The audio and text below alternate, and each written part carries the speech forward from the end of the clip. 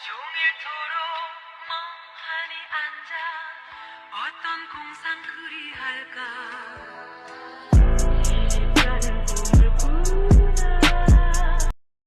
Peradaban Mesopotamia, salah satu peradaban tertua di dunia, tumbuh di antara sungai Tigris dan Eufrat.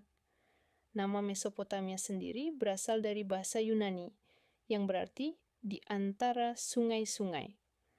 Kata Mesopotamia dalam bahasa Yunani berasal dari kata mesos yang artinya tengah atau di antara dan potamos yang artinya sungai. Secara harfiah, Mesopotamia berarti di antara sungai-sungai. Mesopotamia diyakini sebagai pusat peradaban kuno tertua di dunia. Herodotus menyebut Mesopotamia sebagai daratan yang terletak di antara dua sungai, yaitu Sungai Eufrat dan Sungai Tigris. Kondisi lingkungan, sebagian besar wilayah di sekitar Mesopotamia berupa gurun pasir, seperti Gurun Nafud dan Hamad. Adanya Sungai Eufrat dan Sungai Tigris merupakan berkah bagi Mesopotamia. Saat musim hujan, Sungai Eufrat dan Sungai Tigris sering menimbulkan banjir dan lumpur yang diluapkan kedua sungai tersebut, menyebabkan tanah di Mesopotamia menjadi subur. Suburnya tanah Mesopotamia mendorong bangsa Sumeria bermigrasi ke Mesopotamia. Di Mesopotamia, bangsa Sumeria membangun kota yang besar dan kukuh dengan bahan dasar lumpur serta tanah liat. Kota yang dibangun bangsa Sumeria antara lain kota Ur, Uruk, Lagash, dan Nippur. Keberadaan kota-kota tersebut memunculkan sistem pemerintahan kota. Oleh karena hal itu, Mesopotamia dapat berkembang menjadi salah satu pusat peradaban dunia. Pemerintahan dan bangsa-bangsa, Mesopotamia dihuni berbagai bangsa yang silih berganti berkuasa. Bangsa Sumeria menjadi peradaban tertua dengan penemuan tulisan paku, roda, dan kota-kota negara. Setelahnya, Akkadia mendirikan kekaisaran pertama di bawah Sargon Agung. Kuti sempat menguasai Sumeria, sementara Elam dari Iran Barat daya sering berinteraksi.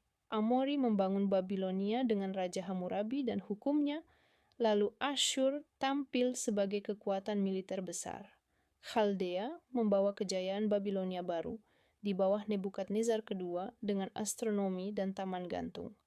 Akhirnya Persia dan Yunani ikut mewarnai sejarah Mesopotamia lewat kekaisaran besar dan negara kota yang berkonflik maupun berinteraksi budaya.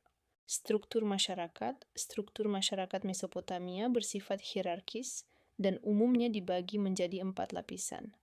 Kelas atas, raja, pendeta, bangsawan, di puncak diikuti oleh kelas menengah, petani, seniman, pedagang, lalu kelas bawah, hamba, pekerja kasar, dan terakhir budak di lapisan paling bawah.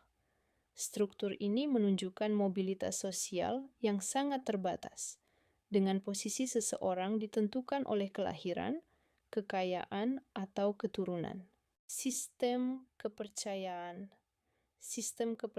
bangsa Mesopotamia bersifat politeistik, menyembah banyak dewa dengan dewa-dewa utama seperti An, dewa langit, dan Enlil, dewa udara dan bapak para dewa.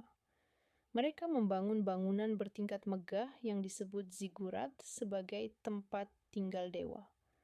Kepercayaan mereka juga mencakup kosmologi penciptaan dunia dari kekacauan primordial, mitologi yang kaya, dan pandangan suram tentang kehidupan setelah kematian di sebuah dunia bawah yang gelap. Hasil budaya Mesopotamia. Mesopotamia meninggalkan warisan penting berupa tulisan cuneiform, sistem tulisan tertua di atas tanah liat untuk doa, hukum, ilmu pengetahuan, hingga sastra. Dalam seni dan arsitektur, mereka membangun zigurat, gerbang istar, patung, relief, serta kota terencana dengan batu bata. Salah satu keajaiban dunia yang lahir di sana adalah Taman Gantung Babilonia, taman bertingkat dengan sistem pengairan canggih yang dibangun oleh Nebukadnezar kedua.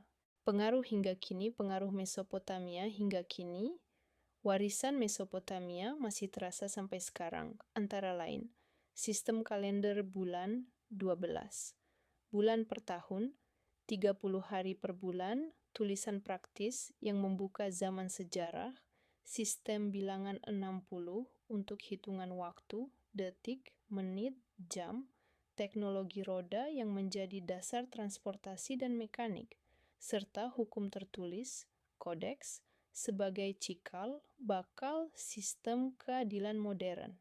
Dengan demikian, Mesopotamia bukan hanya pusat peradaban kuno, tetapi juga fondasi bagi perkembangan dunia modern. Berguna